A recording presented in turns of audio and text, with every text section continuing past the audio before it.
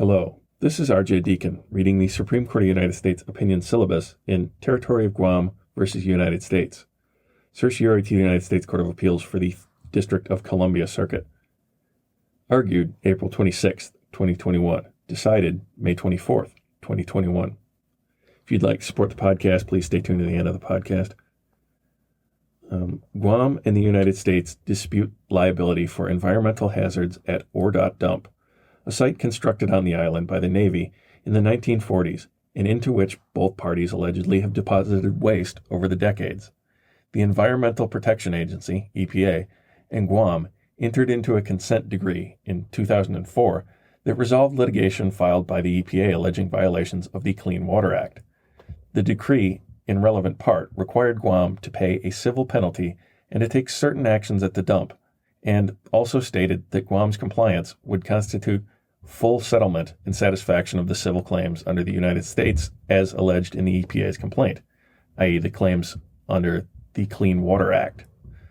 More than a decade later, Guam sued the United States under the Comprehensive Environmental Response, Compensation and Liability Act of 1980, CERCLA, alleging that the United States' use of the dump exposed it to two possible actions under the Act.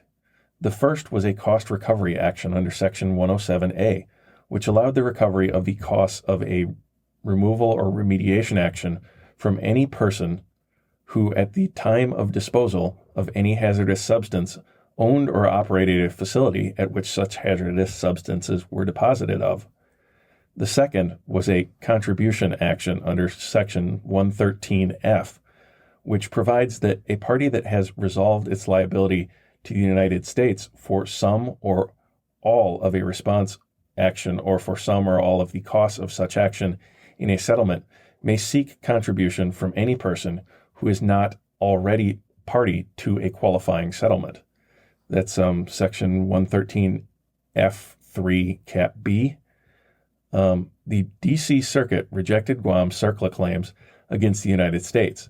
The court determined that although Guam had once possessed a CERCLA contribution claim based on the 2004 consent decree that sufficiently resolved Guam's liability for the dump, that claim was time-barred.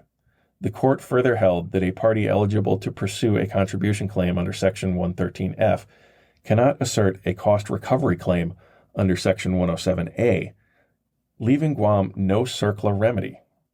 As relevant here, Guam now contends that the 2004 consent decree did not give rise to a viable CERCLA contribution claim, leaving Guam free to pursue a cost recovery action. The case turns on whether CERCLA authorizes a contribution claim only when a party resolves a CERCLA-specific liability or whether settlement of environmental liabilities under other laws will do. The Supreme Court held the decision is reversed and remanded, and Justice Thomas delivered the opinion for a unanimous court.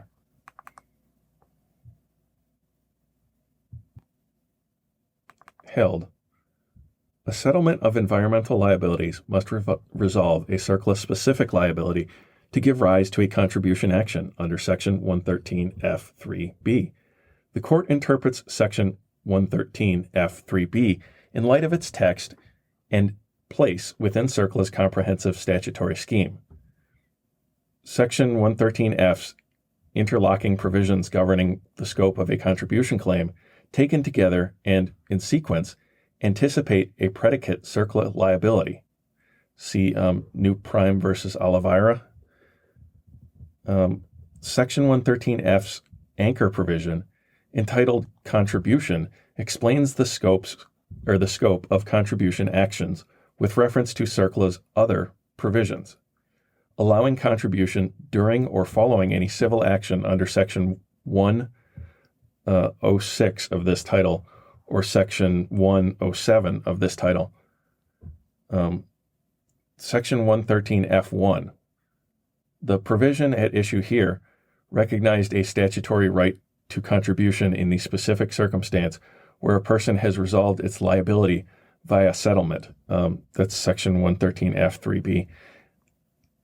That section exists within the specific context of Section 113F, which outlines the broader workings of CERCLA contribution. That's Merit Management Group versus FTI Consulting.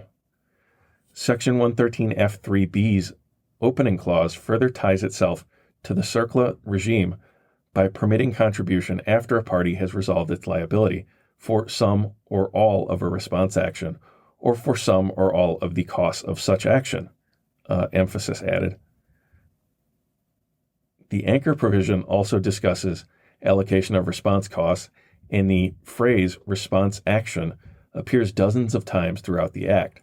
That remedial measures under different environmental statutes might functionally overlap with a CERCLA response action does not justify reinterpreting Section 113F3B's phrase resolved its liability for some or all of a response action to instead mean settled in environmental liability that might have been actionable under CERCLA. Interpreting Section 113F3B to authorize a contribution right for a host of environmental liabilities arising under other laws would stretch the statute beyond Congress's actual language. And because the word resolve conveys certainty and finality, it would be odd to interpret Section 113F3B as referring to a party that has resolved its liability if that party remains vulnerable to a CERCLA suit. The most natural reading of Section 113F3B is that a party may seek contribution under CERCLA only after settling a CERCLA-specific liability, as opposed to resolving environmental liability under some other law. The government's contrary arguments fail, given Section 113F3B's place in CERCLA's comprehensive statutory scheme. The decision below is reversed and remanded. Justice Thomas delivered the opinion for a unanimous court. Thank you for listening. If you'd like to support the podcast or me as I try to get to my public defender internship down the road, see the PayPal link in the show notes, find me on Patreon, or contact me at roadscholar80@gmail.com. That's ROADS, like truck driving roads, and 80. Thanks for listening.